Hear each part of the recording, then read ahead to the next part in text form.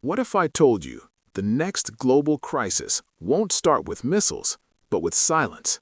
No explosions, no warnings, just oil disappearing. And within days, the world begins to break.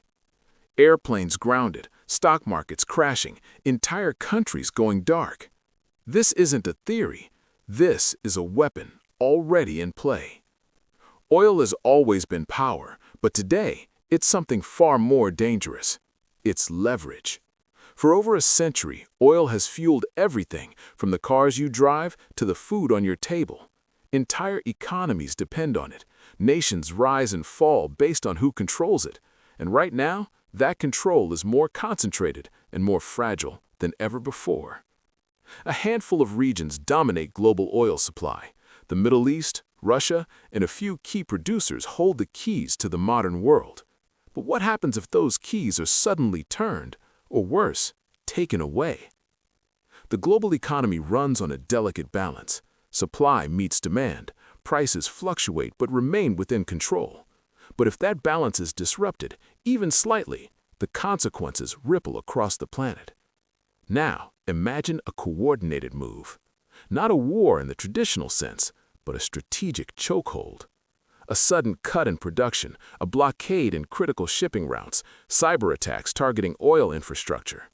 Within hours, panic begins. Oil prices spike instantly, markets react before governments can even respond. Investors pull out, currencies weaken, and then the dominoes fall. Transportation is the first to collapse. Fuel shortages spread rapidly, airlines cancel flights, shipping costs skyrocket, supply chains freeze, supermarkets begin to empty. What used to take days to deliver now takes weeks or doesn't arrive at all. Then comes energy. Power plants that rely on oil and gas struggle to keep up. Rolling blackouts begin. Cities that never sleep go dark. Factories shut down, production halts, jobs disappear overnight. And then the financial system starts to crack. Stock markets don't just dip, they crash. Entire sectors lose value within hours. Banks tighten lending, businesses fail, unemployment surges. All triggered by oil. But here's the most dangerous part.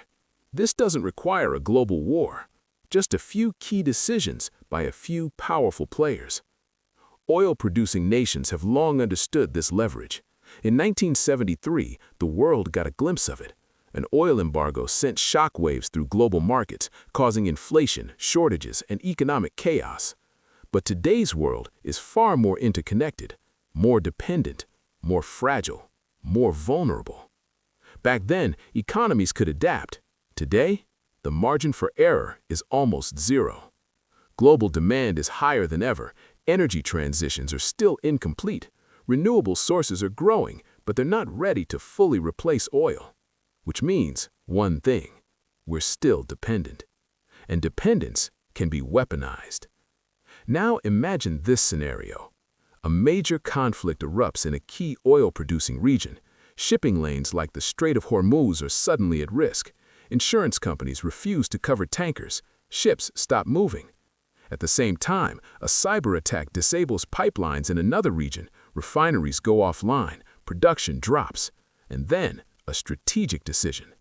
A major oil producer cuts exports not out of necessity, but as leverage. The market doesn't just react, it panics. Prices don't rise gradually, they explode. $100, $150, $200 per barrel.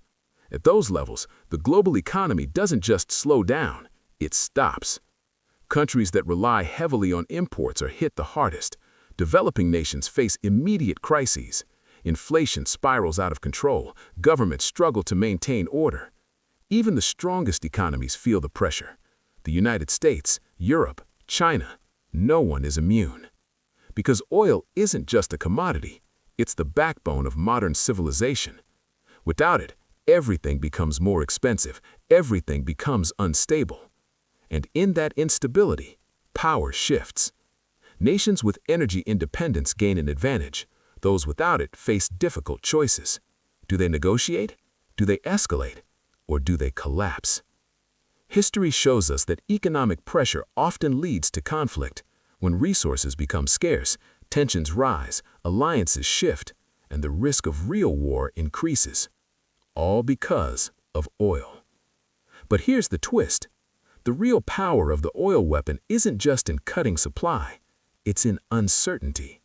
Markets hate uncertainty. Investors fear it more than anything else. Even the threat of disruption can trigger massive reactions, which means you don't always have to act. Sometimes, just the possibility is enough. A statement, a warning, a rumor, and suddenly trillions of dollars are at risk. That's the world we live in today. A world where energy is no longer just about supply and demand, but strategy and control. And while many believe the future belongs to renewable energy, we're not there yet.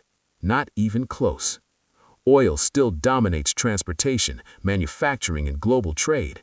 Transitioning away from it will take decades, and until that happens, the risk remains. So the question isn't if oil can be used as a weapon, it's when, and more importantly, who will use it first. Because when that moment comes, it won't just affect markets, it will affect everything. Your job, your food, your daily life. The global economy doesn't collapse all at once. It breaks, piece What if I told by you piece. the next And it global might crisis start won't with start oil. with missiles, but with silence? No explosions, no warnings, just oil disappearing. And within days, the world begins to break. Airplanes grounded, stock markets crashing, entire countries going dark. This isn't a theory. This is a weapon already in play. Oil has always been power, but today it's something far more dangerous. It's leverage. For over a century, oil has fueled everything from the cars you drive to the food on your table. Entire economies depend on it. Nations rise and fall based on who controls it. And right now, that control is more concentrated and more fragile than ever before. A handful of regions dominate global oil supply. The Middle East, Russia, and a few key producers hold the keys to the modern world. But what happens if those keys are suddenly turned, or worse, taken away? The global economy runs on a delicate balance. Supply meets demand, prices fluctuate but remain within control. But if that balance is disrupted, even slightly, the consequences ripple across the planet. Now, imagine a coordinated move. Not a war in the traditional sense, but a strategic chokehold. A sudden cut in production, a blockade in critical shipping routes, cyber attacks targeting oil infrastructure. Within hours, panic begins. Oil prices spike instantly, markets react before governments can even respond. Investors pull out, currencies weaken, and then the dominoes fall. Transportation is the first to collapse. Fuel shortages spread rapidly, airlines cancel flights, shipping costs skyrocket, supply chains freeze, supermarkets begin to empty. What used to take days to deliver now takes weeks or doesn't arrive at all. Then comes energy. Power plants that rely on oil and gas struggle to keep up. Rolling blackouts begin. Cities that never sleep go dark. Factories shut down. Production halts. Jobs disappear overnight. And then the financial system starts to crack. Stock markets don't just dip, they crash. Entire sectors lose value within hours. Banks tighten lending, businesses fail, unemployment surges. All triggered by oil. But here's